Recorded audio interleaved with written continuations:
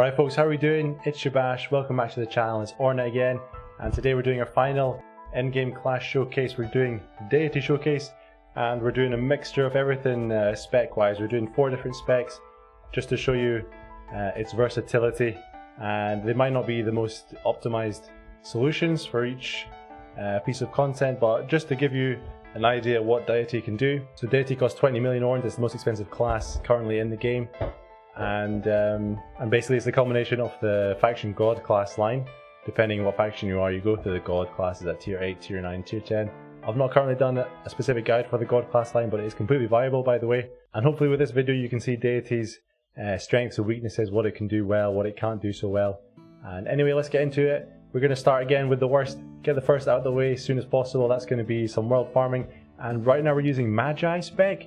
Not really sure it's going to be the best option. Probably the best option is going to be Swashbuckler. To be brutally honest with you, you have cheap mana spells. You can easily keep your health lower using double edge.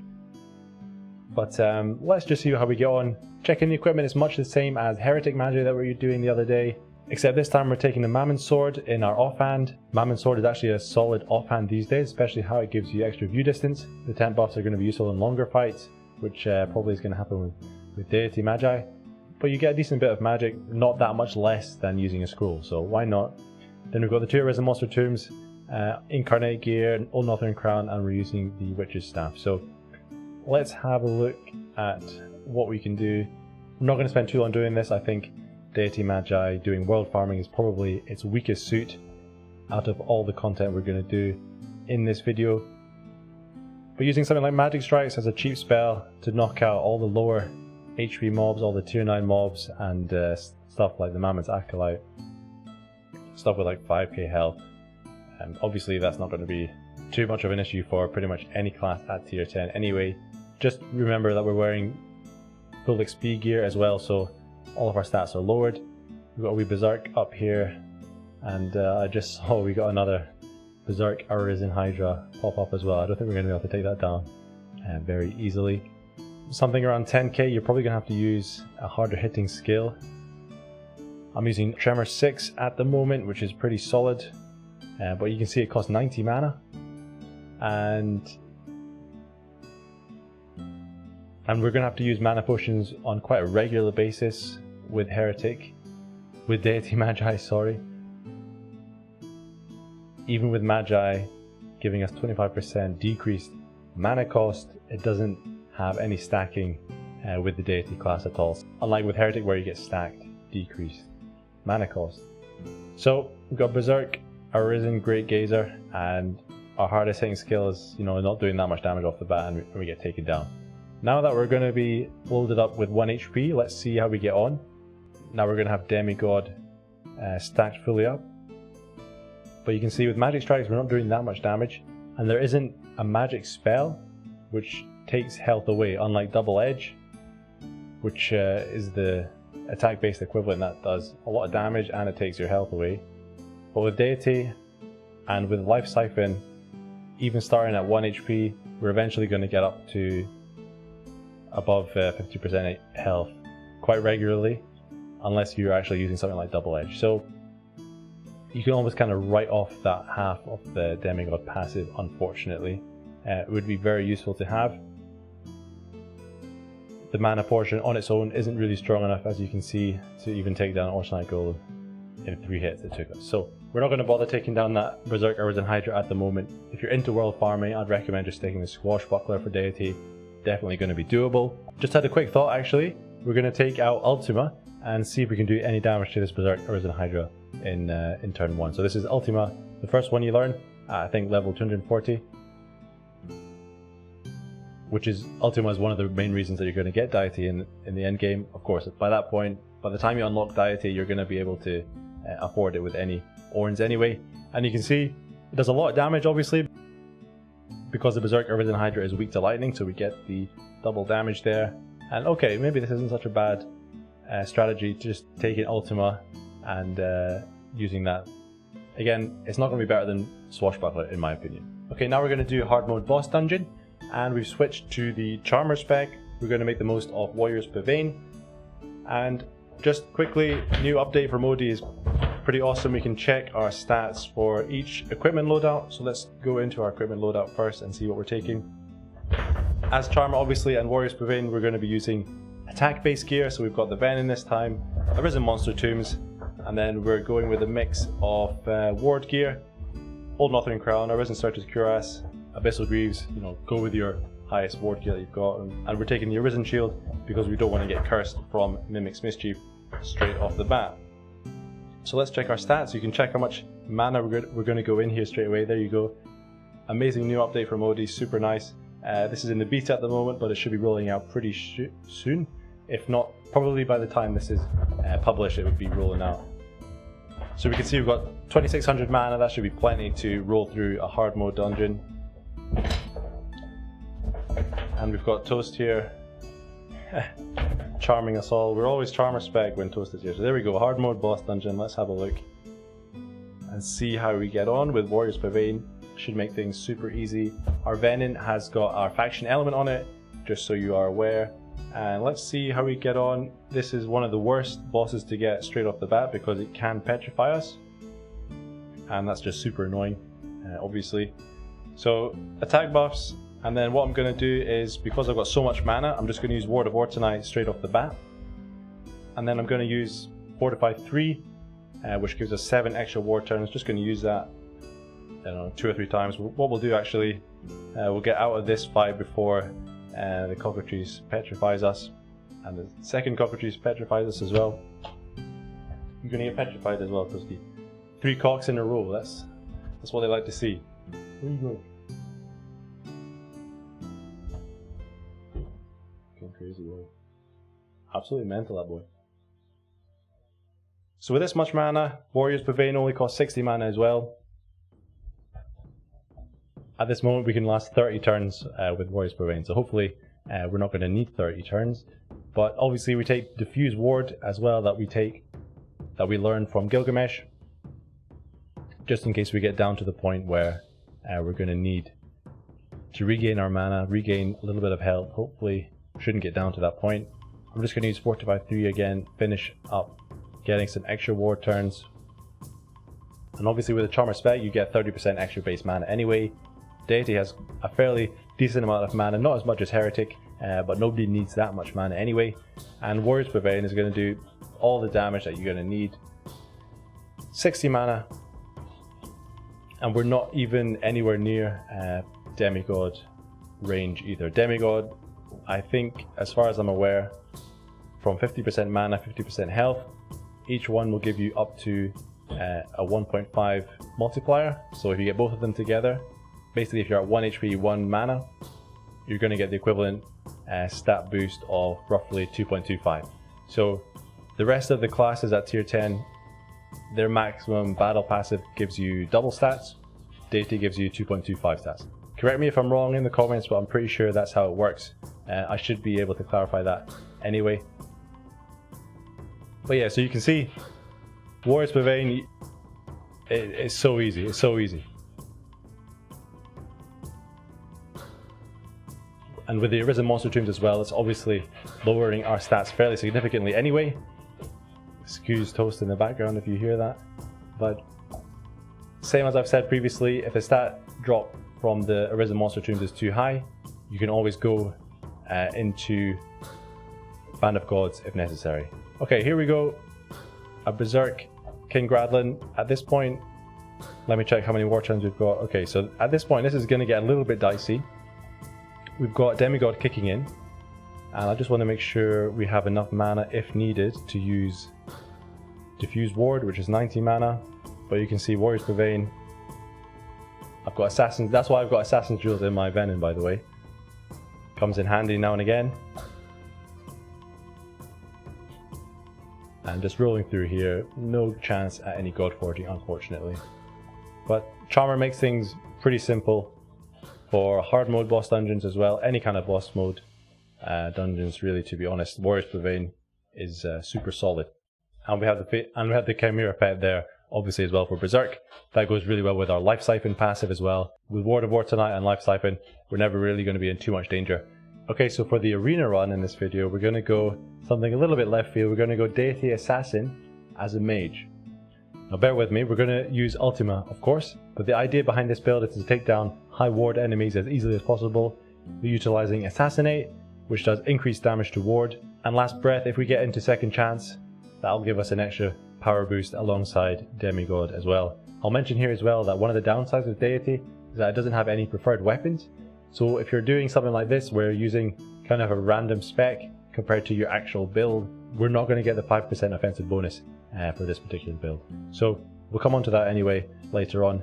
Let's see what gear we're taking as Assassin. So as I said, we're just going to be using Ultima as our spell here, so we're going maximum magic.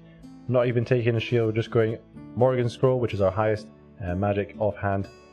Arisen Rings, and then we're going a mix of Fey, Banshee stuff, and Incarnate Robe as well, filled with Azure Pinions just to boost our magic as high as possible. The reason I don't have full Fey Banshee here, by the way, is because it wouldn't have any mana at all. Let's check my PvP stats at the moment. So we're going in with 900 mana and we've got 5152 magic. Okay, so the idea behind this build is basically just cast Ultima turn 1 or Ultima 2 if they've got high ward, and then our pet is going to cast Mimic's Mischief turn 1 as well. So we're going to hit them with double magic up and hopefully take them down. So let's go with it. Going up against the Beowulf, we don't really need to use Ultima 2 here. We should be able to take them down. Yes, for a lot of the classes, in fact I think all of the classes except going up against other deities at tier 10, Ultima is actually going to do resistant damage because all the other classes have either innate resistance to an element or they have innate immunity to an element. But look at that, 100k hit, pretty nice. I'm not even sure that was a crit, but you know, seeing the blue damage numbers against other deities is pretty nice. So here we go. I think this guy's pretty high up on the leaderboard. So let's use Ultima 2. He goes with Golem's Fortitude and Barrier 2, but how much damage did we do? 37k, and we get that little bit of more damage from our Assassin spec against his ward. He didn't have that much ward anyway, to be honest with you, for being such a high level, but there you go. Took him down anyway. So this is probably more specialized as a deity killer, you could honestly say. Again, all the other classes are going to have that resistance, so we're doing basically 50% as much damage as we could be doing, and basically if you hit, it helps as well. And now we're in a bit of trouble here because we are kind of run out of options here.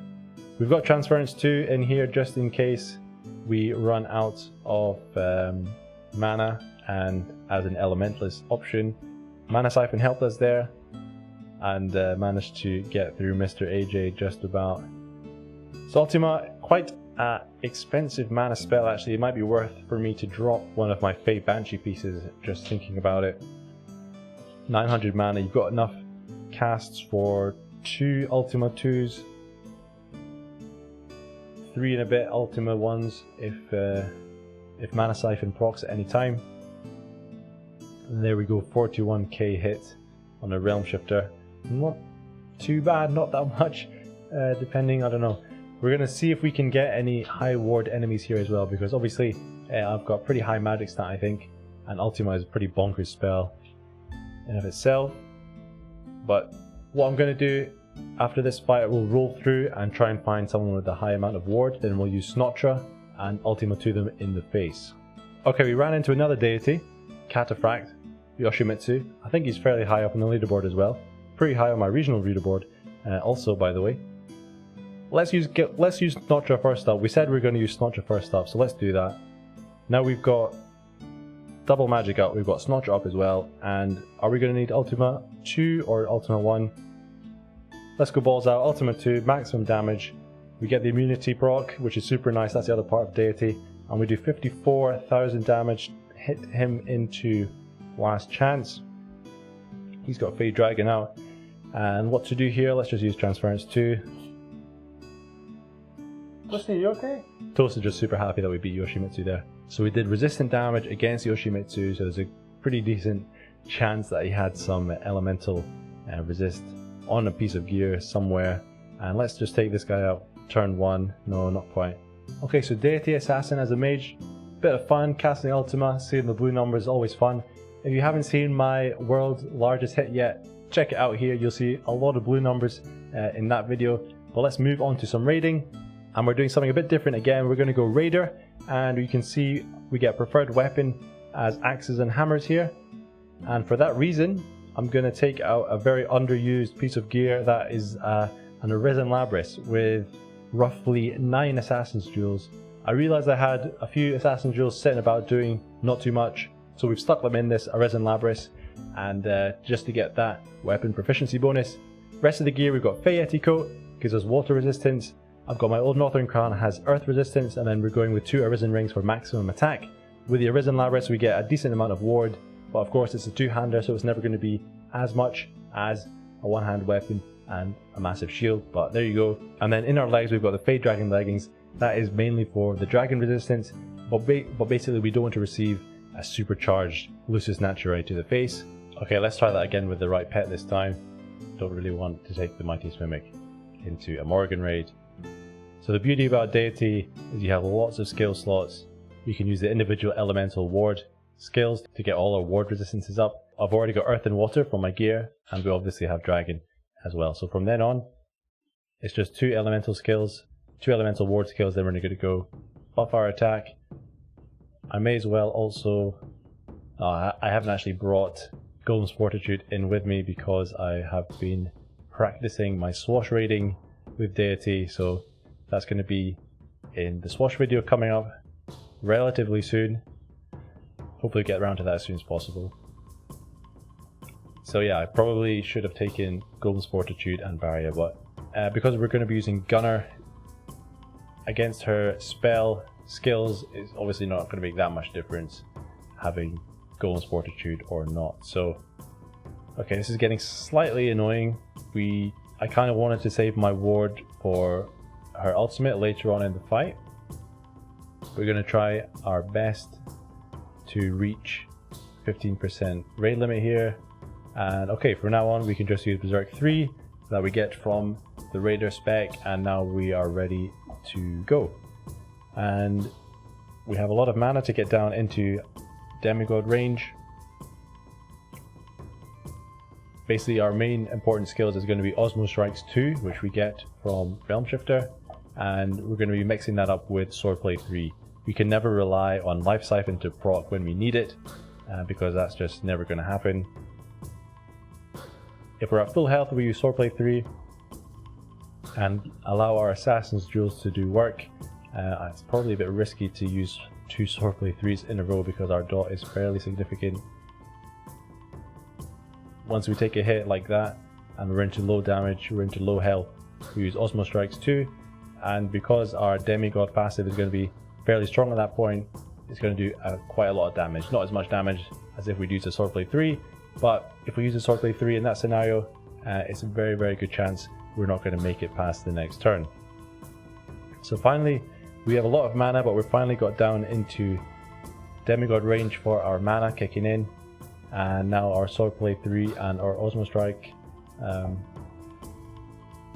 were doing decent damage. I didn't check the battle log, and that was the reason why I was saving my ward. Should have used Ward of Wartonight there, and that would have allowed us to go into the next set of damage and probably reach a raid limit no bother. So we did 1.6 mil there. Would I recommend Deity Raider with an Arisen Labrys? Based on that showing, obviously not. However, let's be honest, I didn't do it as much justice as I could have done. Should have used Ward of Wartonight there. We were just getting demigod started with our mana. That would have allowed us to do a lot more damage. Probably would have reached at least 3 mil damage in fairly quick time. As I said earlier, I've been raiding the Morrigan as Deity Swashbuckler. Have to wait for the Swash video to see that. So that is an option. Obviously you can play it much safer with a shield and a one-handed weapon with Assassin Jewels in it. I wanted to give the Arisen Labrys some love. 2-handers in this game, fairly underused within the last kind of 12 months. Okay, we'll jump into an Apollyon raid as well with the same build. Obviously we didn't make it to the raid limit on the Morrigan, so we're not going to leave you shortchanged. Same gear, but instead of the Fate Dragon boots, I've put in my Swash boots with Crimson Pinions. That's going to lower our mana. We don't need, obviously, any dragon resistance going up against Apollyon, so we're going to go straight into it, and we're just going to go straight into our attack buffs. And as you may have seen, we've got a 12% damage limit on Apollyon currently, so not super high, so we don't need to worry too much about building ward turns, building defense. Attack from Wyvern Speed 2 doesn't proc, which is slightly annoying. And what else do I need? Berserk 3, and we are good to go. So same idea, a mix of Osmo strikes and Swordplay 3. We've got a little bit more room to maneuver with our Swordplay 3. We can probably use it, maybe not actually. I was going to say we might be able to use it twice in a row on taking a hit, but even Apollyon is doing too much damage, and this is when Last Chance is really nice. But you can see once we get into Last Chance there, we're doing roughly 100k damage with Osmo Strikes 2, and I think it would have been a good idea to use an Ambrosia at the start, get rid of our defense down and resistant double downs.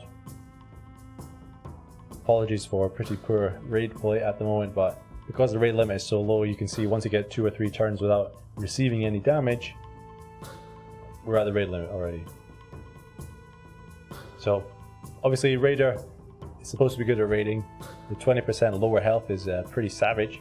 Just to be clear what I'm talking about with the weapon bonus, you can see the Deity doesn't have any preferred weapon whatsoever. Compare that to something like Beowulf, which has instruments, staffs, axes, hammers, polearms, a lot more options. So that's one of the downsides of Deities, but it does have pretty amazing passive skill set as well. You get Second Chance, you get Steadfast 2, Mana Siphon, Life Siphon, Unstable Omnimancy. As long as you're not going up against another Deity, you're going to be absolutely fine. And then obviously you've got the Demigod, which is the battle passive, increased power as your health and mana both get below 50%. So by no means have I showed you everything Deity can do in this video. It's just a showcase. Incredibly versatile, depending on what gear you pick up. It can wear any kind of gear. I can't believe I didn't mention that until now, but obviously if you're coming into tier 10 from tier 9, you can mix and match your ward gear from Apollyon. That's the current meta we're in at the moment, where you need a lot of ward to last long in the Morrigan, as I should have shown you there. So let me know in the comments if you've got any further questions regarding the Deity class at tier 10. Incredibly versatile. Depending on what gear you have, you can go with magic, you can go attack. Also feel free to let me know if you want to see more specialized Deity videos. I know there's quite a few people going down the God class line at tier 8 and to tier 9, and maybe you have some more specific things you want to see as Deity class at tier 10. And if you enjoyed this video, please consider giving us a like and subscribe if you haven't already for more Orna content coming very, very soon. Otherwise, I'm Shabash, thanks for watching, and we'll see you in the next video. Ciao.